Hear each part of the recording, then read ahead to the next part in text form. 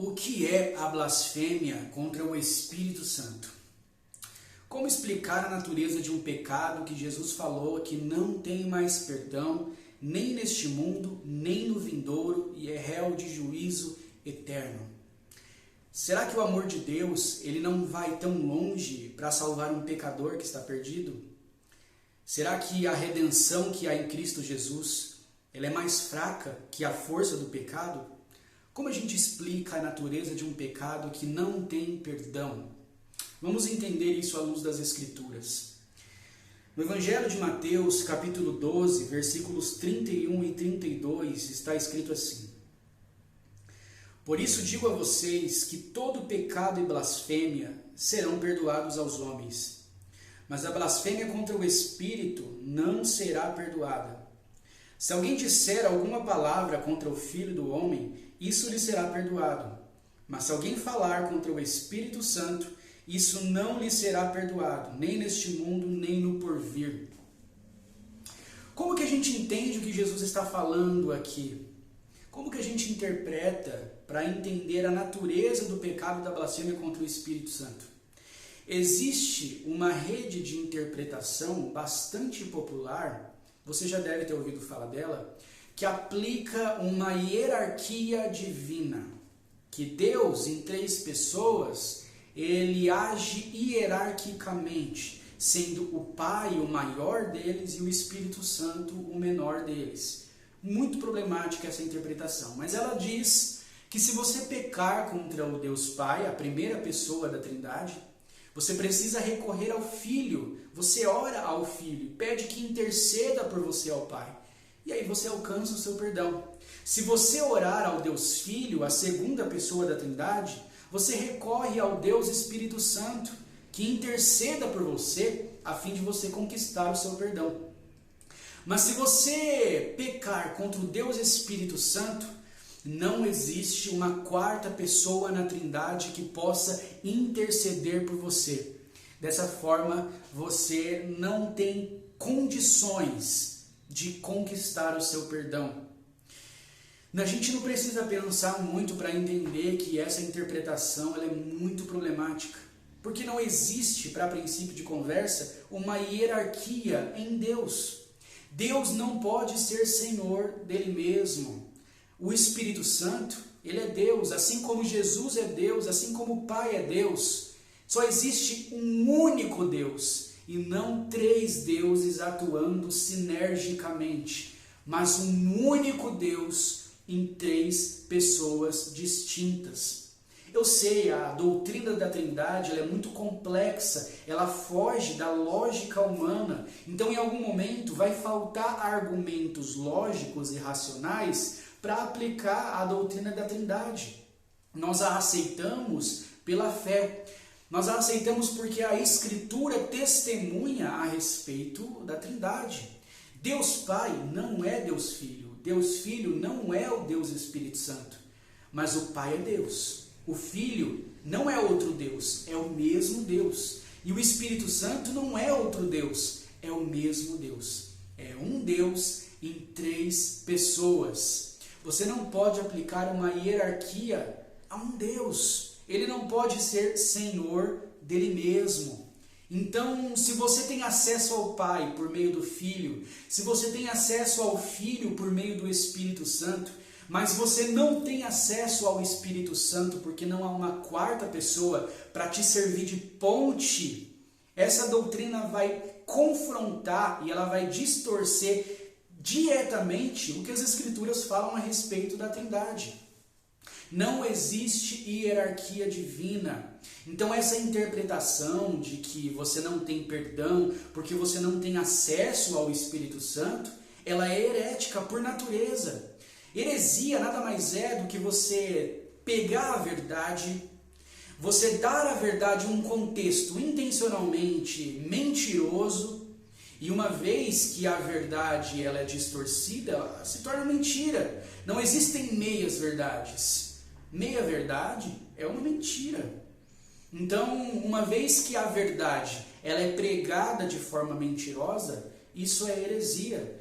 E pessoalmente, eu acredito que não existam hereges por acidente. Então, você, meu irmão, você, minha irmã, procure entender as Escrituras com responsabilidade. Peça ao Espírito Santo que abra sua mente, que traga ao seu coração o entendimento verdadeiro das Escrituras. A gente tem que pregar a mensagem da cruz com responsabilidade. Afinal de contas, nós estamos falando do plano eterno de salvação do Deus dos deuses, do Rei dos reis, do Senhor de todas as coisas, do Criador da eternidade, da humanidade, da existência. Então a gente não pode correr o risco de pregar uma heresia, de se manter pregando uma mentira. Deus não é sinérgico consigo mesmo. É o único Deus em 3 pessoas. Você tem acesso ao Espírito Santo, até porque você é templo do Espírito Santo. O Espírito Santo habita você uma vez que você teve fé no Senhor Jesus, se arrependeu de seus pecados e foi incorporado à igreja do Senhor. O Espírito Santo habita em você. Então você ora a Deus por meio do Espírito Santo. E em nome de Jesus. Então não existe uma hierarquia em Deus. Essa interpretação ela não é só falsa, como está um passo acima da falsidade, né? A heresia ela é muito perigosa. A gente precisa combater a heresia.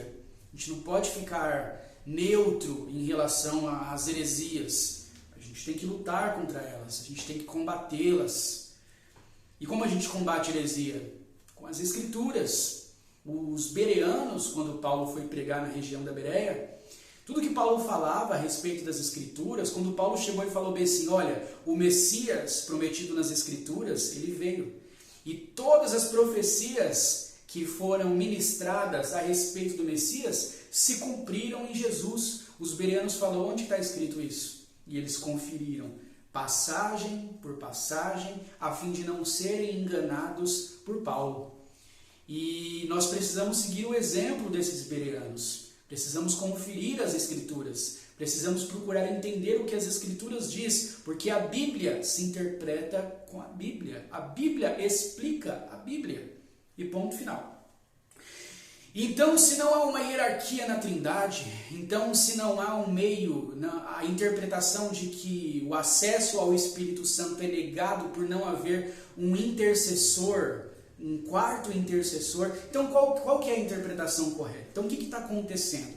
Bom, o contexto do capítulo 12 de Mateus mostra Jesus fazendo um milagre. E ele prega para um homem, ele ministra a cura sobre um homem que era mudo e surdo. E ele expulsa um demônio desse homem. E no momento em que o demônio sai do corpo daquele homem, ele passa a falar e ele passa a ouvir. As pessoas elas vão ficar tão extasiadas com o que elas acabaram de presenciar, que elas vão cair em si e vão falar, peraí, esse não é o Messias, não? O Messias poderia fazer todas essas coisas. Olha os sinais que esse homem está fazendo, ele é o Messias. E com esse reconhecimento, os mestres da lei, os escribas, entraram em desespero. E eles começaram a dizer para as pessoas, não, eu vou dizer para vocês o que está acontecendo. Ele só pode expulsar Satanás porque ele age por meio de Satanás. Ele expulsa os demônios pelo príncipe dos demônios. Ele é demoníaco esse homem. É dessa forma que ele faz as coisas que ele faz. Então dessa forma as pessoas foram ensinadas pelos mestres da lei que Jesus expulsava o demônio porque ele tinha demônios que eram superiores ao demônio das pessoas de quem ele expulsava. Eles aplicaram a obra do Espírito Santo a demônios. Eles associaram o que o Espírito Santo fazia por meio de Jesus a demônios. E é começando por aí que Jesus ele fala a respeito da blasfêmia contra o Espírito Santo. Então, quando isso acontece, Jesus fala, olha, se vocês falarem alguma coisa contra o Filho do Homem, isso lhe será perdoado. Se vocês falarem contra o Espírito Santo, não haverá perdão. Então a gente entende que a blasfêmia contra o Espírito Santo seria associar as obras do Espírito Santo com obras de demônio. Isso está correto? Tá, está correto, mas está incompleto. Então, quer dizer que se eu xingar o Espírito Santo, quer dizer, se um ateu da vida aí xingar o Espírito Santo só para mostrar o quanto ele não tem medo de divindade, de mitologia, de religião nenhuma, quer dizer então que agora ele não tem mais perdão? Essa não é a questão. A questão é que esses escribas e mestres da lei, que por definição eram chamados de mestres da lei, conheciam as Escrituras. Eles foram iluminados pelas Escrituras. Eles estudaram as Escrituras, conheciam as profecias. Eles entendiam a promessa de um Messias vindouro, e esse Messias viria para libertá-los. Acontece que quando essas profecias começaram a se cumprir na pessoa de Jesus, eles não podiam aceitar. Eles não podiam aceitar que um possível Galileu poderia ser o Messias que eles estavam esperando. Eles queriam um homem político que tirasse a Judéia, que tirassem os judeus do jugo de Roma que os sujeitava. Eles não podiam aceitar que Jesus, que pregava a lei, que pregava o verdadeiro sentido da lei, que é amar a Deus sobre todas as coisas e ao próximo como a si mesmo, eles não podiam admitir que um rabino, Zé Ninguém, que não era de uma família nobre e rica, que não fazia parte da seita dos fariseus, dos saduceus, eles não podiam admitir que esse homem era o Messias. Então eles precisavam calar Jesus, porque a popularidade de Jesus estava gigante. Jesus estava cativando muitas pessoas, atraindo multidões para as suas pregações. E nessas mesmas pregações, Jesus pregava a verdade de Deus às pessoas. E os fariseus, muitos deles eram corruptos. Então eles queriam calar a voz de Jesus. Então quando eles veem as pessoas apontando Jesus como o Messias prometido, eles simplesmente não podem admitir isso. E eles vão associar as obras de Jesus pelo Espírito Santo a demônios. Eles eram conhecedores da palavra. Esse é o momento chave para a gente entender o que é a natureza da blasfêmia contra o Espírito Santo. E existe uma passagem muito importante que vai nos ajudar a entender a blasfêmia contra o Espírito Santo, que se encontra em Hebreus, Epístola aos Hebreus, capítulo 6, a partir do versículo 4, que está escrito bem assim: é impossível que aqueles que uma vez foram iluminados, provaram o dom celestial, se tornaram participantes do Espírito Santo, provaram a boa palavra de Deus e os poderes do mundo vindouro, e caíram, sim, é impossível outra vez renová-los para arrependimento, visto que de novo estão crucificando para si mesmos o Filho de Deus e expondo a zombaria. Eu vou ler mais dessas passagens, mas para começar a gente entende a partir daqui que é impossível que uma pessoa que está dentro dessas características sejam renovadas para arrependimento.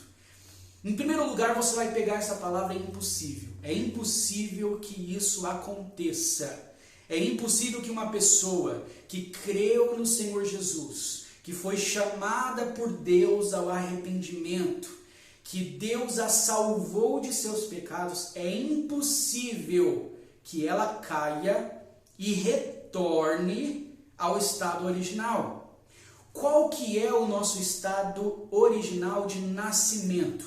É estarmos condenados pelos nossos pecados. Então Jesus ele vem ao mundo, morre por nossos pecados e nos traz a salvação. A salvação é um presente de Deus que nós nunca merecemos, que nós nunca poderíamos merecer, que nós nunca poderíamos ter condições de pagar o preço que ele pagou. Jesus viveu como homem e homem perfeito. Nenhum de nós poderia ter as mesmas características e qualidades de Jesus para pagar o preço que ele pagou. Então nós, pecadores, somos presenteados com a salvação.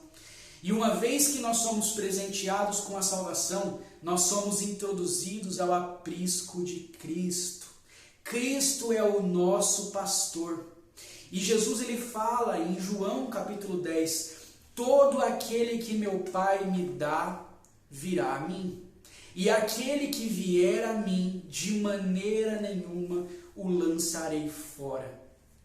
De maneira nenhuma. Ou seja, todo aquele que está em Cristo, está seguro em Cristo. E Jesus não perde as suas ovelhas. Ele é o bom pastor. Não existe lobo capaz de arrebatar uma ovelha do aprisco de Cristo. Se isso fosse possível, a obra de Cristo seria fraca. A força de um lobo seria mais forte que o pastor. E não é assim que acontece. Jesus ele explicou na parábola da ovelha perdida, da dracma perdida e do filho pródigo, que nenhum dos que Deus deu a ele se perde. O filho pródigo retorna, ele cai em si, ele se arrepende. A ovelha perdida, ela é buscada pelo pastor. A dracma, ela é encontrada. De forma alguma, alguém que está com Cristo pode se perder. Sabe por quê? Porque Jesus falou o seguinte: aquele que quiser me seguir, negue-se a si mesmo, tome a sua cruz e me siga. O que Jesus estava falando com isso? Negar a si mesmo é esvaziar de si, é morrer para si mesmo, ser sepultado com Cristo. E a partir desse momento você não vive mais. Quem vive em você é o Senhor.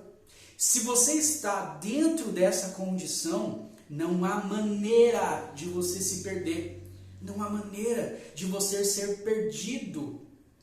Só que Jesus falou que na igreja não entraria só o trigo. Não entraria só, fazendo referência à parábola do joio e do trigo, não teria só trigo. Jesus contou essa parábola e ele disse que um homem tinha um campo e ele semeou o trigo nesse campo. E quando o trigo cresceu e começou a florescer, os trabalhadores ali da fazenda falaram: Senhor, alguém semeou joio no meio do trigo. E o senhor daquela fazenda falou: olha, um inimigo fez isso. E eles disseram: quer que a gente tire o trigo? E o que ele falou? Não tire o trigo. Deixe crescer junto. Na ocasião da ceifa, a gente faz a separação. Porque se você arrancar o joio agora, é possível que o trigo saia também. Então o nosso Pai Celestial, Ele sabe exatamente do que nós precisamos. E é impossível que um trigo se torne joio. Da mesma forma, é impossível que um joio se torne trigo. O que isso tudo tem a ver com a blasfêmia contra o Espírito Santo? Porque tudo isso está plenamente conectado. Quando Jesus ele fala em João capítulo 10, que aqueles que o Pai lhe deu de maneira nenhuma seriam perdidos, ele vai apontar para os fariseus e ele vai falar o seguinte: vocês não são das minhas ovelhas. Se vocês fossem das minhas ovelhas, vocês teriam acreditado. Mas agora vocês não acreditam, porque vocês não são das minhas ovelhas. Olha só, João capítulo 10, dos versículos 25 ao 27, está escrito assim: respondeu-lhes Jesus e disse: vós não credes, as obras que eu faço, em nome de meu Pai testificam a meu respeito, mas vós não crestes, porque não são das minhas ovelhas. As minhas ovelhas ouvem a minha voz, eu as conheço e elas me seguem. João capítulo 12, do versículo 37 ao 43, está escrito assim: e embora tivesse feito tantos sinais na sua presença, não creram nele, para que se cumprisse a palavra do profeta Isaías que diz: Senhor, quem creu na nossa pregação? E a quem foi revelado o braço do Senhor? Por isso não podiam crer, porque Isaías disse ainda: cegou-lhes os olhos e endureceu-lhes o coração, para que não vejam com os olhos, nem entendam com o coração, e se convertam e sejam por mim curados. Isto disse Isaías porque viu a glória dele e falou a seu respeito. Contudo, muitos dentre as próprias autoridades creram nele, mas por causa dos fariseus não o confessavam, para não serem expulsos da sinagoga, porque amaram mais a glória dos homens do que a glória de Deus. É aqui que a gente começa a entender a diferença entre o joio e o trigo. O joio cresce junto com o trigo. Eles são alimentados pela mesma raiz. A raiz é encharcada com a mesma água. Mas cresce joio e cresce trigo. O trigo não se torna joio. O joio não se torna trigo. Porque o joio está destinado a réu eterno. Quais são as características do joio? Em primeiro lugar, o joio se parece com o trigo. Talvez você olhe para um joio e não consiga fazer diferença. Existe muito joio que não revela o que está no coração. Deus revela se assim o quiser, mas existem muito joio que vai morrer e você com certeza acreditaria que aquilo ali era um trigo. Mas Deus sabia o que havia no seu coração de verdade. O joio, ele é iluminado pelas escrituras da mesma forma que o trigo. É isso que está escrito aqui na epístola aos Hebreus. Olha só, é impossível que aquele que uma vez foram iluminados... O que é ser iluminado? Iluminado é quando você está em trevas e de repente um foco de luz brilha na sua direção. O que seria esse foco de luz? A palavra de Deus. As boas novas do Evangelho, elas vão iluminar aquele que está em trevas. Isso é ser iluminado. Provaram do dom celestial. O que é o dom celestial? É o Evangelho de Jesus. Jesus, ele veio, pregou aos homens, a palavra dele produz salvação a todo aquele que crê. Eles provam do dom celestial. Se tornam participantes do Espírito Santo. O que seria se tornar participante do Espírito Santo? É você comungar com a igreja. É você estar naquele mesmo lugar onde o Espírito Santo se manifesta. Onde a palavra de Deus é pregada, onde as trevas são dissipadas, onde almas são curadas da sua natureza pecaminosa.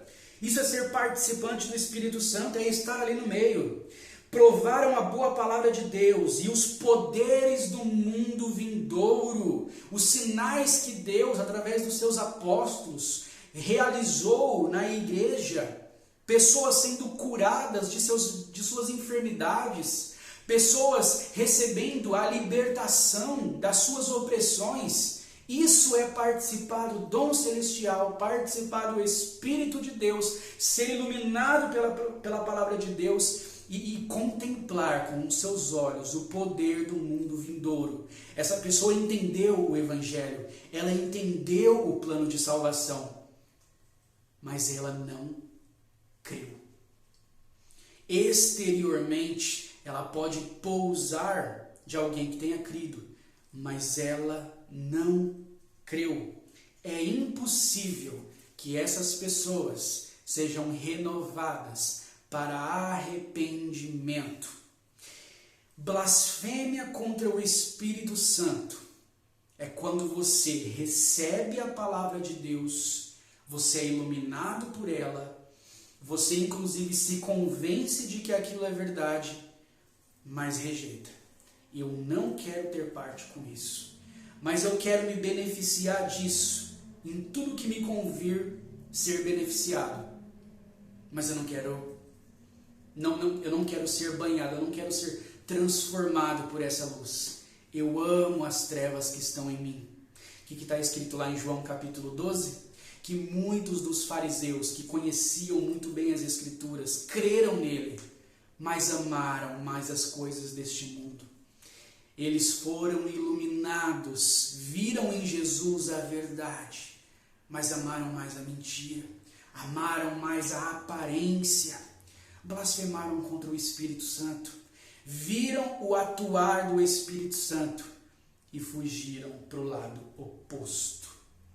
Isso é blasfemar contra o Espírito Santo. Em outras palavras, isso é o pecado da apostasia. É você participar das obras do Espírito Santo e abandoná-las.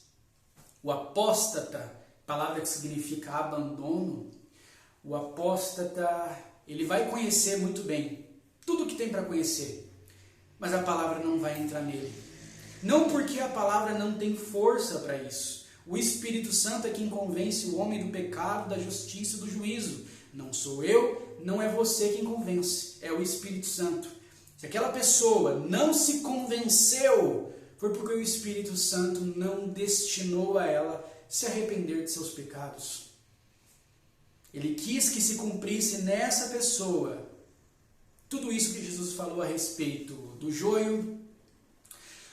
Tudo isso quando Jesus falou que falsos mestres se levantariam no meio da igreja. Os apóstolos nos advertiram que muitos falsos mestres se levantariam em nosso meio e, se possível, enganariam os escolhidos. Mas isso não é possível, porque nós somos pastoreados pelo sumo pastor.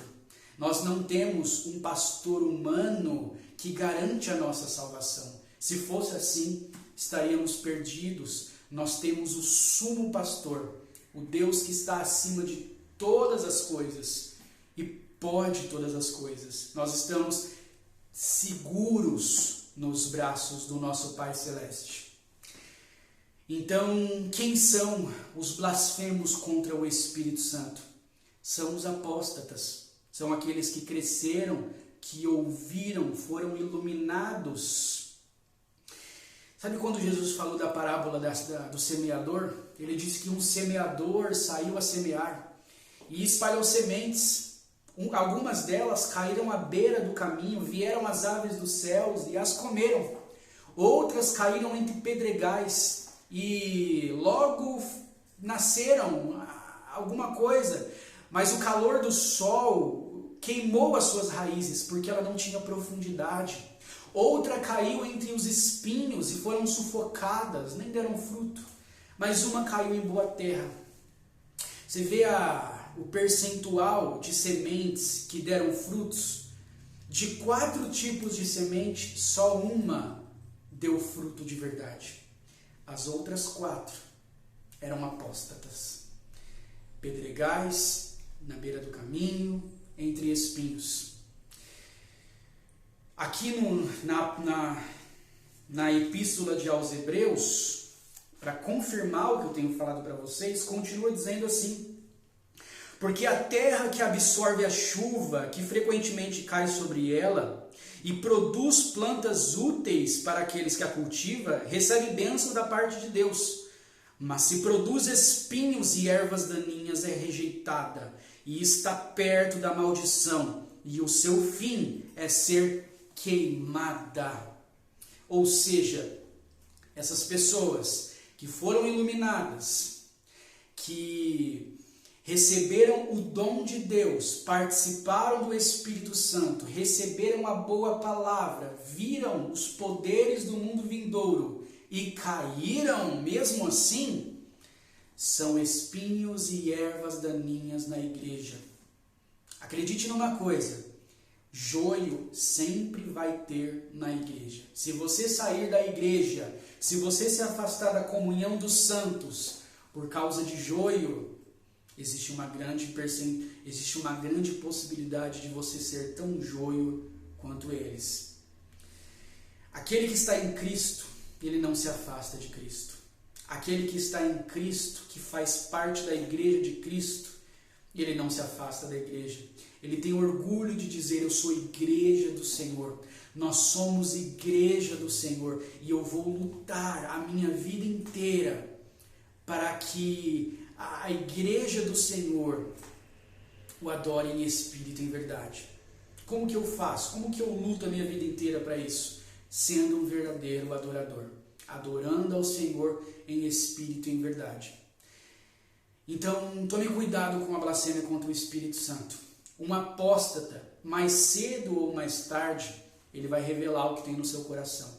Ele vai revelar as trevas interiores que estão nele, que embora a luz tenha brilhado sobre ele, ele não tenha se iluminado. Que embora a chuva tenha caído sobre ele como semente, mas ele não deu bons frutos. Esse é o apóstata. Esse blasfemou contra o Espírito Santo. E para terminar, o que mais a Bíblia diz a respeito do blasfemo contra o Espírito Santo? Dentro desse mesmo contexto, dessa mesma passagem que Jesus falou, lá no livro de Lucas, capítulo 11, versículos 24 a 26, está escrito assim: quando o espírito imundo sai do homem, anda por lugares áridos procurando repouso, e não o achando, diz: voltarei para minha casa de onde saí. E tendo voltado, a encontra varrida e ornamentada. Então vai e leva consigo outros 7 espíritos, piores do que ele, e entrando habitam ali. E o último estado daquele homem se torna pior do que o primeiro. A pergunta que nos sobe a cabeça é: por que aquele lugar estava vazio, varrido e adornado? Estava varrido e ornamentado, mas estava vazio. Varrido, limpo, ornamentado, estava decorado, estava pronto para ser habitado, mas estava vazio. Preste atenção nisso. Quando uma pessoa, um joio no coração, recebe a palavra de Deus, ele é iluminado pela palavra de Deus, muitas vezes as trevas que existem nele, elas diminuem.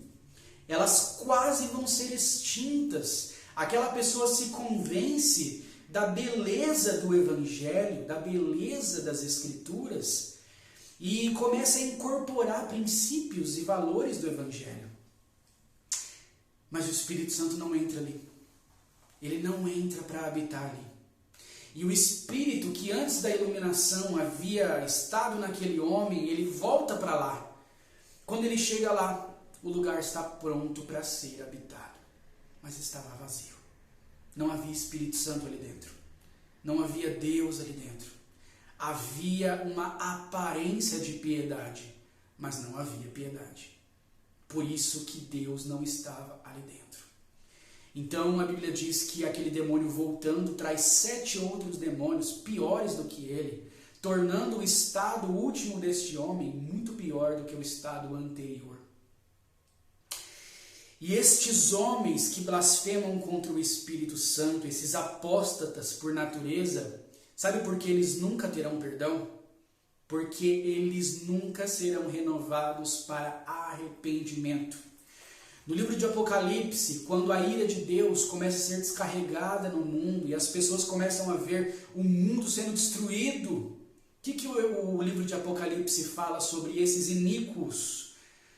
Apocalipse 9, 20 e 21 está escrito assim: outros homens, aqueles que não foram mortos por esses flagelos, não se arrependeram das suas obras, das suas mãos, deixando de adorar os demônios e os ídolos de ouro, de prata, de cobre, de pedra e de pau, que nem podem ver, nem ouvir, nem andar, nem ainda se arrependeram dos seus assassínios, nem das suas feitiçarias, nem da sua prostituição, nem dos seus furtos. Apocalipse 16, 10 e 11. Derramou o quinto a sua taça sobre o trono da besta, cujo reino se tornou em trevas, e os homens remordiam a língua por causa da dor que sentiam, e blasfemaram o Deus do céu por causa das suas angústias e das úlceras que sofriam, e não se arrependeram das suas obras. Pessoas que viram o juízo de Deus sendo derramado na terra e nem assim se arrependeram dos seus pecados.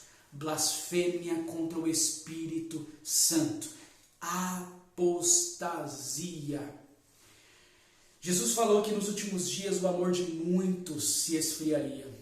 Mas por que o amor de muitos ia se esfriar? Porque se aumentou a iniquidade. Esta é a razão. Quem é você? Você é aquele que no momento da adversidade você dobra os seus joelhos, o seu coração, se arrepende verdadeiramente dos seus pecados, se repudia por ser um pecador e diz: Senhor, me liberta dos meus pecados? Ou você é aquele que espera uma próxima oportunidade de pecar, enquanto se beneficia do que o Espírito Santo compartilha com a igreja? Quem é você?